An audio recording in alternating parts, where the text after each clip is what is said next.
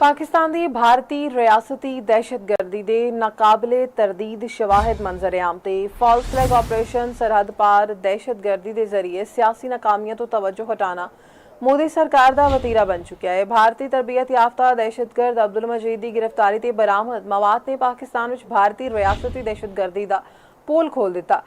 DGISPR ने Pahalgam false flag के चंद दिन बाद नाकाबले तरदीद शवाहिद दुनिया के सामने पेश किए।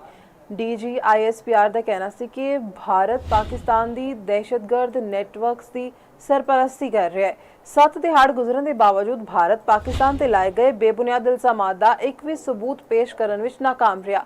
भारतीय फौज के हाजिर सर्विस अफसरान ने पाकिस्तान में दहशतगर्दी दी कार्रवाइयां की बराह रास्त निगरानी करते रहे ते माहिरीन के मुताबिक फितनल खारिज ते फितनल हिंदुस्तान के दहशतगर्द भारतीय सरपरस्ती में दहशतगर्दाना सरगर्मियां में मुलविस ने।